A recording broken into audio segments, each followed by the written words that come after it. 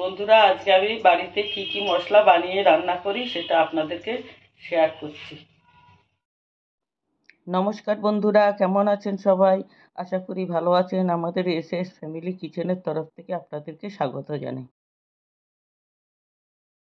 আজকে আমি রান্না দেখাতে আসিনি, আজকে দেখাচ্ছি মশলা, কি কি মশলা আমি ঘরে বানাই সেটাই দেখাচ্ছি। এখানে 50 গ্রাম নিয়েছি গোলমরিচ।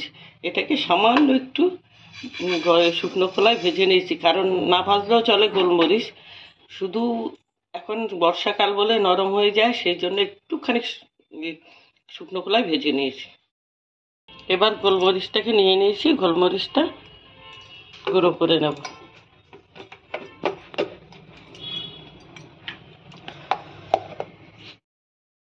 গোলমরিচটাকে এবার গুঁড়ো করে নিচ্ছি।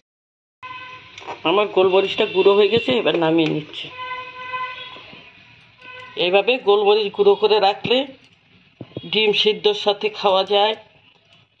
তারপরে অমলেট যদি বানানো হয়, অমলেটের মধ্যে একটু ছড়িয়ে দিয়ে খাওয়া যায়। অনেক সময় অমলেট বানাতে গেলে যদি নুন মেশানো হয়, নুন কিন্তু ঠিকমতো মেশে না, হয় এক জায়গায় বেশি থাকে এক জায়গায় কম থাকে। অমলেটটা বানিয়ে নিয়ে বিট নুন আর গোলমরিচ ছড়িয়ে দিলেই হয়ে যায়। এই গোলমরিচের গুঁড়োটা এবার একটা কৌটোতে ভরে রাখ। এবার বানাচ্ছি গরম মশলা। 10 গ্রাম নিয়েছি দারচিনি, 2টো বড় এলাচ, 35টা ছোট এলাচ, 1 টেবিল স্পুন লবঙ্গ, 3টে শুকনো লঙ্কা, 1 টিস্পুন নিয়েছি গোলমরিচ, একটা জয়ত্রী, হাফ জায়ফল। শুকনো খোলায় এবার ভেজে নেব। প্রথমে দিচ্ছি বড় এলাচ, তারপর 3টে শুকনো লঙ্কা, একটুখানি ভেজে নিয়ে যেটা যেই অনুপাতে ভাজতে হয় সেইভাবে ভাজছি, মানে সব তো সমানভাবে ভাজা হবে না, বড় জিনিস একটু সময় লাগবে। শুকনো লঙ্কা আর এলাচ কিছুক্ষণ ভাজার পর দিয়ে দিচ্ছি দারচিনিটা, তারপরে দিচ্ছি ছোট এলাচ, হাফ জায়ফল, জয়ত্রী আর গোলমরিচ আর লবঙ্গ।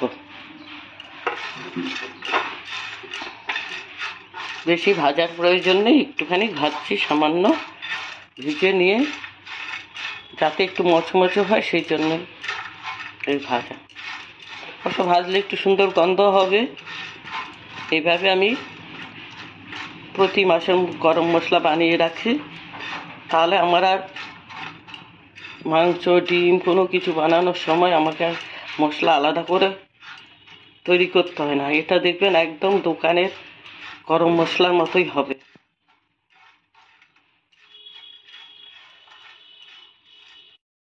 এবার গরম মশলাটা গুঁড়ো করে নিচ্ছি।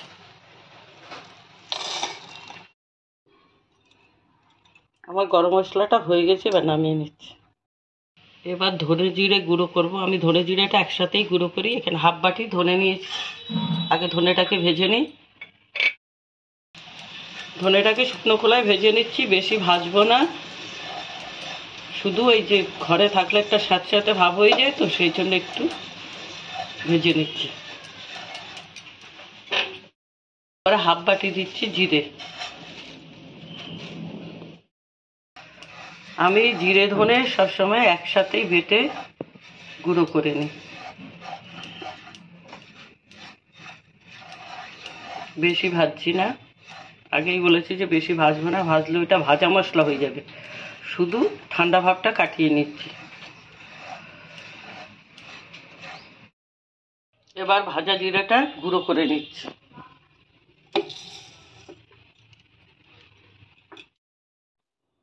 আমার জিরে ধনের গুঁড়োটা হয়ে গেছে। জিরে ধনের গুঁড়োটা নামিয়ে নিচ্ছি। এবার দেখুন কি সুন্দর হয়েছে। একটু গরম করে দিলে, আপনারা চাইলে রোদে গরম করেও নিতে পারেন, যদি সেভাবে রোদে ছড়িয়ে দেওয়া যায়। ছাদে রোদ থাকলে গরম করে নিতে পারেন।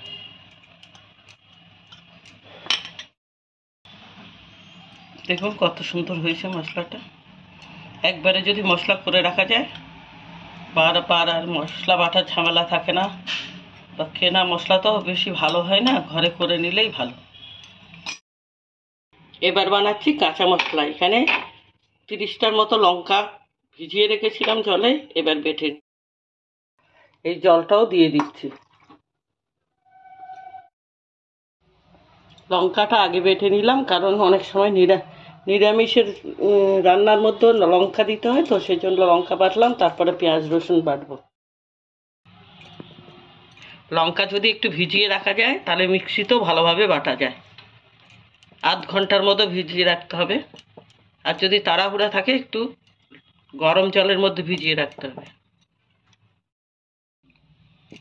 বেশিরভাগ সময় আমি কাঁচা লঙ্কা বেটেই সবজি করি, কিন্তু এখন তো কাঁচা লঙ্কার অনেক দাম, আর চাওয়া লঙ্কা পাওয়া যায়, ঝাল নেই, সেই জন্য শুকনো লঙ্কা এনে বেটে নিয়েছি। গুঁড়ো লঙ্কার থেকে অন্ততপক্ষে এই লঙ্কাটা ভালো, কারণ গুঁড়ো লঙ্কা তো কেমিক্যাল দেওয়া থাকে, তার জন্য কালারের জন্য ওরা কেমিক্যাল দেয়, কিন্তু এটা তো আমাদের নিজেদের ঘরে তৈরি, ভালোই হয়। লঙ্কাটাকে এই বক্সে বানিয়ে রেখে দিলাম। এবার বাটছি পেঁয়াজ। এই যে লঙ্কার পরে পেঁয়াজটা বেটে নিলাম।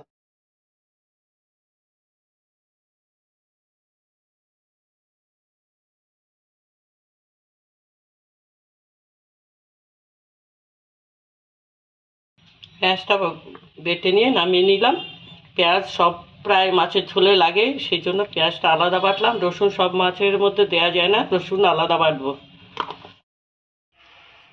এবার আদা আর রসুনটা বেটে নিচ্ছি। নিরামিষ তরকারিতে যদি আদা দিই তখন আমি গ্রেট করে দিয়ে দিই। এবার আদা রসুনটা বেটে নিয়েছি। এইভাবে যদি প্রত্যেকটা মশলা 1 সপ্তাহের মতো করে রাখা যায়, তাহলে একদিনে করতে একটু কষ্ট হয় ঠিকই, সময় বের করে করে রাখলে পুরো সপ্তাহ নিশ্চিন্তে থাকা যায়, তখন তখন রান্নাটা করা যায়। এইভাবে সব মশলা করে রাখলে একদিনে, তাহলে রোজ রোজ আর মশলা বাটার ঝামেলা থাকে না। বন্ধুরা, আমার সমস্ত মশলা বানানো হয়ে গেল ভিডিওটা, তবে আজকে এখানে শেষ করছি। নমস্কার।